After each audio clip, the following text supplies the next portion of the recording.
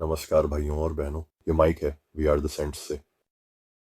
मेरे पास आपके लिए प्रभु का एक और संदेश है।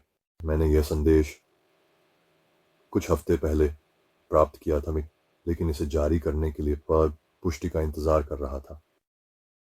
तो हाँ, अब मैं इसे जारी करने जा रहा हूँ। और मैं बस सभी को याद दिलाना चाहता हूँ कि मैंने इस पर पहले ही प्रार्थना कर ली है। अगर आप चाहें तो आप भी इस पर प्रार्थना कर सकते हैं। मैं आपको इसके लिए प्रोत्साहित करता हूँ और प्रभु से मार्गदर्शन और इन बातों पर उनकी पुष्टि मांगे, ठीक है। और मैं अब भी प्रार्थना करता हूँ कि प्रभु इन शब्दों का उपयोग लोगों के दिलों को बदलने के लिए करें। और जैसा कि मैंने पहले भी कहा है, कृपया इन संदेशों को ज़रूर दूसरों तक पहुंचाएं। आप इन्हें साझा कर सकते हैं, आप इन्हें लिख सकते हैं और अनुवाद भी कर सकते हैं। जो भी करना पड़े इन संदेशों को पहुंचाने के लिए करें। इसके लिए आपको मेरी अनुमति की आवश्यकता नहीं है।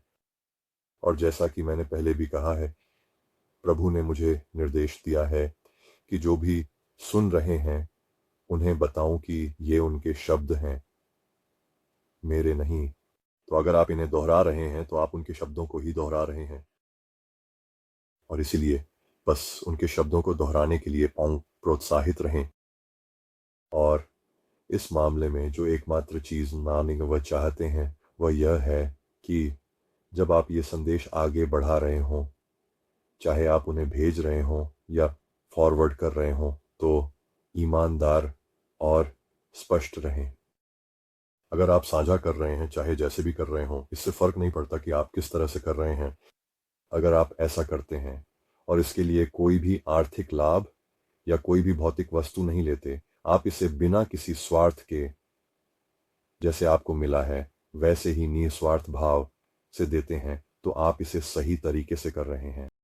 जब तक आप ऐसा कर रहे हैं, संदेशों को फैलाते रहें। और इसलिए मैं आगे बढ़ने जा रहा हूं। मैं यहां से शुरू करने जा रहा हूं जो प्रभु ने कहा। प्रभु ने कहा, माइकल, मेरे शब्द लिखो मेरे बेटे। किसी भी नाम से गुलाब, गुलाब ही रहता है। मैं तुम्हें माइकल एक पूरी तरह खिले और सुगंधित गुलाब की तरह संजोता हूं। मेरे प्रिय बच्चों, मैं तुमसे प्रेम करता हूं, मेरे कई रंगों के गुलाबों।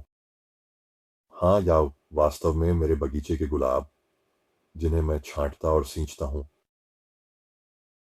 तुम मेरी मिट्टी से पोषण पाते हो और मुझसे ही तत्वों को सोखते हो। तुम में से कुछ पूरी तरह खिले हुए हो, कुछ अभी कली हैं, और कुछ मुरझा गए हैं। मैं तुमसे कहता हूं, मेरे कबूतर, तुम क्यों गिर गए और मुरझा गए? सच में मैं तुमसे कहता हूं, यह किसी दुश्मन ने किया है, जिसने तुम्हारी ऊर्जा छीन ली और तुम्हारी खुशी छीन ली। दुश्मन ने यह कैसे किया? आओ मैं तुम्हें बताता हूं। ये एक धीमी प्रक्रिया थी, ना कि तुम्हारी खुशी को एक एक ताने भरी टिप्पणी से, इधर उधर की चुगली भरी बातचीत से, गुस्से, नाराजगी और शायद ईर्ष्या से छीन लिया गया।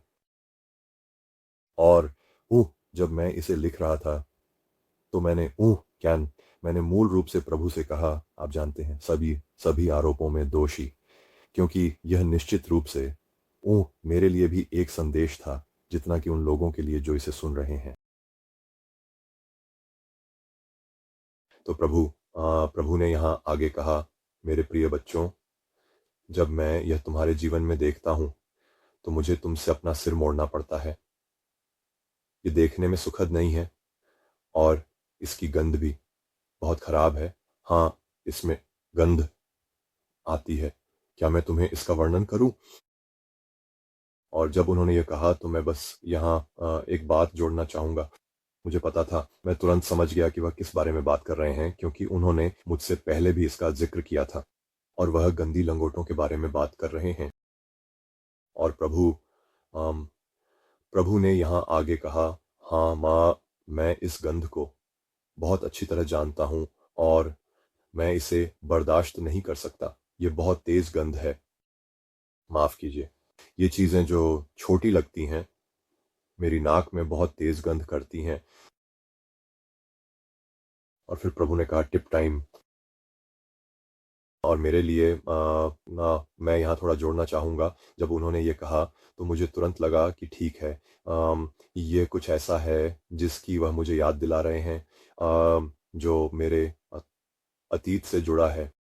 और कोई था जिसके साथ मैंने कई साल पहले काम किया था। वह मेरी तो मुझसे ये तब कहता था जब मुझे कुछ सीखना होता था। वह कहते थे टिप टाइम। और तो तुरंत ही मुझे समझ आ गया। मैंने सोचा ठीक है, अब शुरू करते हैं। तो प्रभु ने आगे कहा, जब तुम्हें अपने आत्मा में कोई हल्की सी चुभन महसूस हो कि कुछ सही नहीं है, तो समय है रुकने का और स्थिति का हिसाब किताब करने का। मेरे कबूतरों, मैं यह तुम्हें सुधारने के लिए करता हूँ, न कि तुम्हें दोषी ठहराने के लिए। और क्या मैं यह कह सकता हूँ, मुझे पहले से पता था कि तुम ऐसा करोगे। हाँ, मैंने ही यह मुलाकात तय की थी। तो मैं इसमें बस थोड़ा और जोड़ना चाहूंगी। आप जानते हैं, ये मेरे लिए कुछ जाना पहचाना सा है, उम लेकिन जब मैं इसे लिख रही थी तो मुझे थोड़ा अजीब सा महसूस हुआ। तो मैंने प्रभु से कहा, तो क्या आप चाहते हैं कि हम गिरें? प्रभु, यह तो आपकी तरह नहीं लगता। और जब मैंने ये कहा तो मुझे तुरंत ही पता था, मुझे पता था कि वह क्या कहने वाले हैं। और उन्होंने बस इतना कहा, गिरना नहीं बल्कि सीखना। और यह कुछ ऐसा है जिस पर वह पहले भी मेरा ध्यान आकर्षित कर चुके हैं। खैर, उन्होंने आगे कहा, यह कभी कभी सबक स्थिति नहीं होती। यह होता है कि आप उस पर कैसे प्रतिक्रिया करते हैं। मैं इसी की तलाश में हूं। और मैंने कहा, सही, जैसे कि सवाल या निशान के साथ। तो मैं इसमें थोड़ा जोड़ना चाहूंगा, खुद को बीच में लाना चाहूंगा। और जब उन्होंने ये कहा तो मुझे पता था कि वह किस बारे में बात कर रहे हैं। इको एको, क्योंकि उन्होंने मुझसे पहले भी इस बारे में बात की है। मैंने असल में इसे कुछ साल पहले अपने दूसरे वीडियो में भी जिक्र किया है। और वह बिल्कुल सही है। मेरा मतलब है, यह हमेशा वह स्थिति नहीं होती जिसमें आप हैं जो सबक होती है। असल में यह इस बात पर निर्भर करता है कि आप उस पर कैसे प्रतिक्रिया दे रहे हैं। खैर, प्रभु ने आगे कहा, मैं तुम्हें और ऊंचा उठाना चाहता हूं, लेकिन मुझे यह देखना है कि तुम परिस्थितियों पर कैसे प्रतिक्रिया करते हो और तुम्हें पार करते, असफल होते और फिर से उठते हुए देखना है। तो मैं यहीं रुकूंगा फिर से, क्योंकि इसमें बहुत कुछ है। ये काफ़ी है। और ये परिस्थितियाँ जो हमें हर दिन मिलती हैं, वे भले ही छोटी और महत्वहीन लगें, लेकिन प्रभु के लिए वे महत्वहीन नहीं हैं, क्योंकि यह वह चीज़ है जिसे वह आप में देखना चाहते हैं। और वह आपको ऊंचा उठाना चाहते हैं, लेकिन वह ऐसा नहीं कर सकते। अब हम कई परिस्थितियों पर काबू पाने में असमर्थ हैं। इसीलिए वह देखना चाहते हैं कि हम कैसे प्रतिक्रिया करते हैं। देखना चाहते हैं कि जब हम गिरते हैं तो हमारी प्रतिक्रिया कैसी होती है। और हम फिर से कैसे उठते हैं। हम इस सब के बीच आगे कैसे बढ़ रहे हैं। तो खैर, प्रभु ने आगे कहा, आइए मैं इसे पूरी तरह से जोड़ दूं, मेरे सुंदर बहुरंगी गुलाबों। दबाव में मुरझा मत जाना। तुरंत मेरे पास आओ और पुनर्स्थापित हो जाओ। शत्रु यही चाहता है कि तुम हार मानकर निराश रहो। क्या मैंने यह नहीं कहा था कि मैं तुम्हें जीवन देने आया हूं, और वह भी अधिकता से? क्या तुमने मेरे पुत्र दाऊद के बारे में नहीं पढ़ा, और वह सब कुछ जो उसने किया? मैंने उसे कई बार पुनर्स्थापित किया, और हर बार उसने मुझे पुकारा, मेरे बगीचे के मेरे प्रिय गुलाबों, मैं हर दिन तुम्हें कोमलता से सहलाता हूँ, तुमसे प्रेम करता हूँ, तुम्हें सींचता हूँ और अपनी कृति को निहारता हूँ। तुरंत मेरे पास आओ, मुझसे अपनी गलतियों को सुधारने के लिए कहो और सहायता मांगो। क्या यही पश्चाताप का हृदय नहीं है? मैं तुम्हें सच बताता हूँ, यही है। अब जाओ और फिर पाप मत करो। मैं तुम्हें पुनर्स्थापित करता हूँ, मैं तुम्हें अपनी शांति देता हूँ, मैं तुम्हारे हृदय में प्रसन्नता भरता हूँ।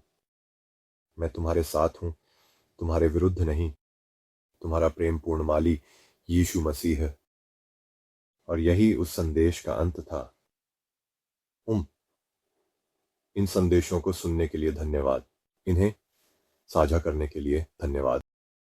मैं सच में आशा करता हूँ कि यह उन सभी के लिए आशीर्वाद बनेगा जो इसे सुनेंगे। अगर यह आपका पहली बार है इस चैनल पर आना, तो यह प्रभु का चैनल है। और ये संदेश उन लोगों के लिए हैं जो अब हमारे प्रभु यीशु मसीह के माध्यम से सुनने के लिए कान और देखने के लिए आंखें रखना चाहते हैं। खैर, प्रभु आपको आशीर्वाद दें। मैं आप सभी से प्रेम करता हूँ। मैं आपसे अगली वीडियो में मिलूंगा और शालोम।